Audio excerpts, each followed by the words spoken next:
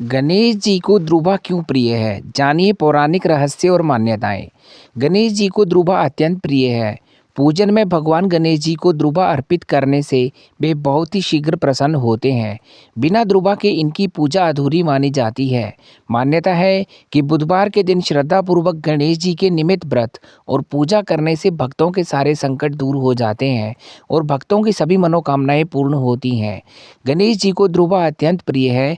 पूजन में भगवान गणेश को ध्रुवा अर्पित करने से वे बहुत ही शीघ्र प्रसन्न होते हैं। बिना ध्रुवा के इनकी पूजा अधूरी मानी जाती है।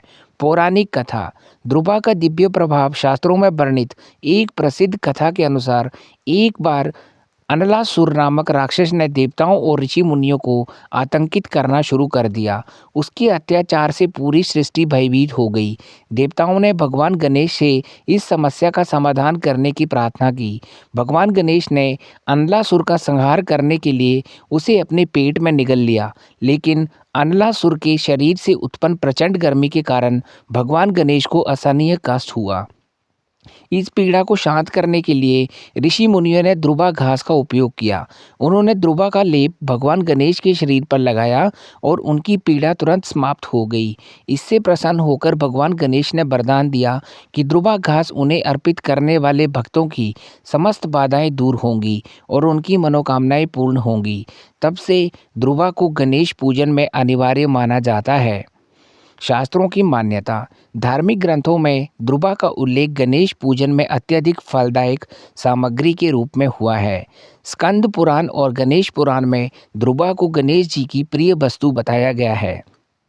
इसे भगवान गणेश की शीतल, शांत और मंगलकारी छवि का प्रतीक माना जाता है। त्रिदेव का प्रतीक। ध्रुवा की 3 पत्तियां ब्रह्मा, विष्णु और महेश का प्रतीक मानी जाती हैं।